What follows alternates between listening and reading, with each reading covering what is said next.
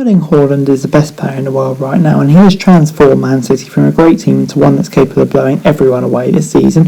Just ask Manchester United, who were beaten 6-3 at the Etihad last Sunday following another Haaland hat-trick. Phil Foden also scored a hat-trick on a remarkable day for Guardiola's team, but the star of the show was once again Haaland, the £51 million signing from Borussia Dortmund, who is ramping through the Premier League defence like a teenager playing against 9-year-olds. Haaland, who's 22 only, has 14 goals this season in the Premier League, more goals than 14 other teams in the league, and 17 goals in 11 games across all competitions for City.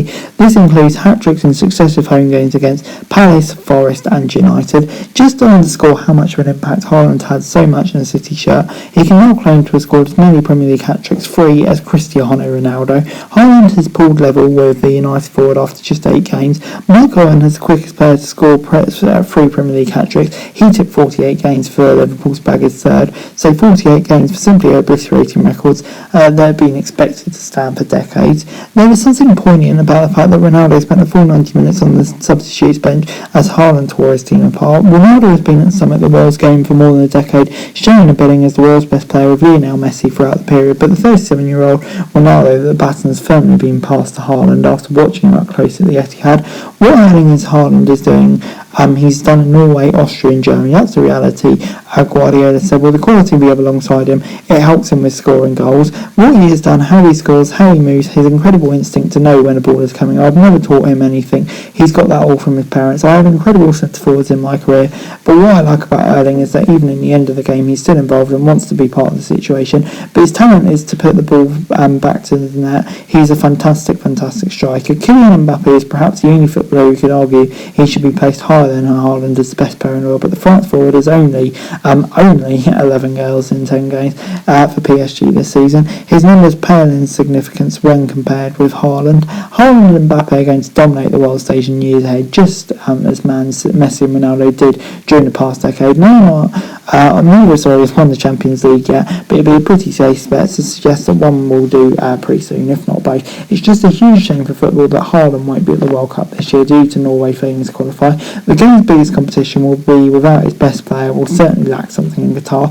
but Haaland's absence from the World Cup will only make him likely to make him and City better this season. While his rivals will spend physical and psychological energy in Qatar, he will be resting up and preparing to go again, fresher than the rest in the second half of the season.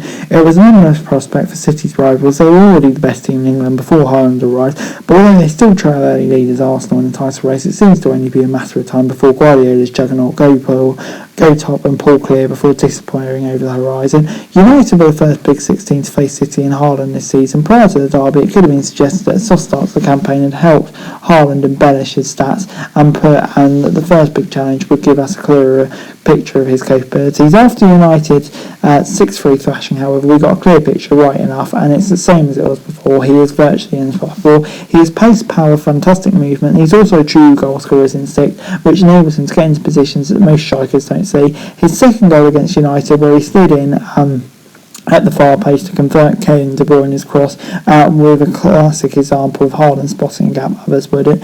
United had no answer to him, but Foden was equally potent and damaging to Erik ten Hag's team. Haaland and Foden appear to have struck an instant rapport at City, and it's showing in their understanding of each other's runs around the penalty area. Haaland could have marked his first Manchester derby by scoring 5 goals, such was his ability to create chances. United got away with it, but another team will be less fortunate. No Premier League player has ever scored 6 in the previous game. Guerrero, Shearer and Cole are among a small group to have scored 5, but if anyone can, we all know it will be Haaland. The bitter reality for United is when they almost signed him 3 years ago, but when former manager Solskjaer believed he had a deal for the player, he handed a debut to as a teenager at Molde. United hierarchy refused to sanction a buyout clause in Haaland's contract, and he left Salzburg for Borussia Dortmund instead. It seemed like a decision that would come back to haunt United, and it certainly did on Sunday. It probably won't be the last time it happened either. Haaland is simply unplayable right now, and if he maintains his form, City could well win the quadruple this season. Anyway guys, that's the video. Thanks very much for watching. Remember to like, share, subscribe, all the thoughts, comments, comment, and follow to subscribe for daily wrestling news and subscribe to my channel, and I'd be greatly appreciated. Thanks very much for watching. Peace out.